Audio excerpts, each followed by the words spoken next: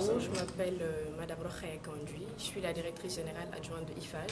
qui est l'Institut interafricain de formation en assurance et en gestion des entreprises. Voilà, donc nous sommes là aujourd'hui dans le cadre de la promotion de nos programmes de formation, comme vous le savez, donc, qui sont l'assurance, l'actuariat, la gestion de risques et la comptabilité contrôle audit.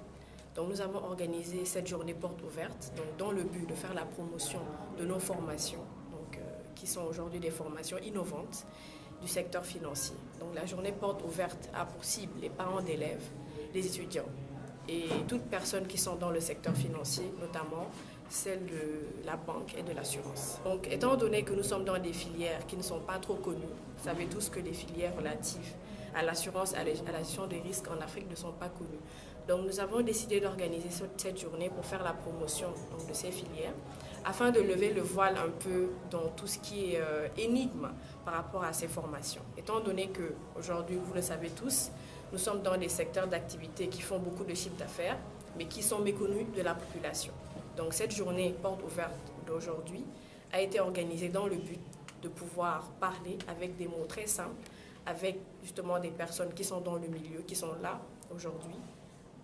avec nous à 100% pour nous parler des métiers et pour nous parler des rôles des acteurs du secteur financier. Et aujourd'hui, les procédures à entreprendre pour intégrer nos formations sont juste pour la licence, donc être titulaire du baccalauréat, remplir les conditions d'admission, effectuer les tests d'entrée. Pour le master, être titulaire de la licence,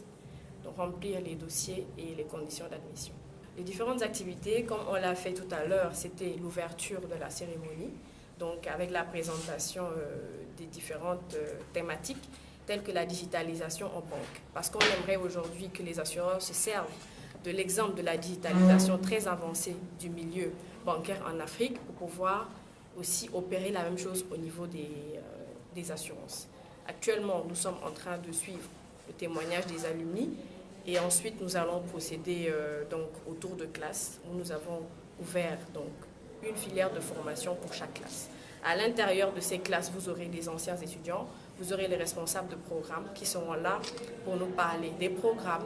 de leurs débouchés et de l'utilité aussi de ces programmes donc, par rapport à la population et par rapport à l'économie en général. Aujourd'hui, nous savons tous que nous sommes dans un monde donc, où on a tous un smartphone, ou bien pour la plupart, soit un smartphone ou donc un ordinateur. Et comme nous avons tous nos occupations, nous sommes dit qu'il faudrait qu'on aille vers la dématérialisation. Voilà, parce qu'on est dans une génération où on parle de zéro papier.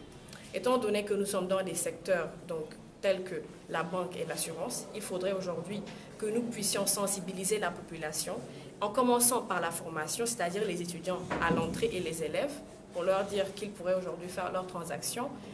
donc souscrire à des polices, donc de pouvoir retirer de l'argent avec leur simple téléphone, sans pour autant se déplacer, afin que cette communication puisse être vulgarisée de bouche à oreille et qu'on augmente tout simplement le taux de pénétration de la banque et de l'assurance au Sénégal et ensuite en Afrique. Voilà, donc l'assurance, comme on l'a dit, tout comme la banque, l'assurance qui a 1,5% de pénétration, nous avons intérêt justement à vulgariser cette digitalisation parce que tout à l'heure, je pense qu'on a donné des exemples pour des personnes qui sont au nord, à Tamba, qui sont dans d'autres régions ou peut-être autour d'eux, ils n'ont pas des cabinets de courtage, ils n'ont pas des compagnies, ils n'ont pas des agences bancaires qui puissent, comme on a dit,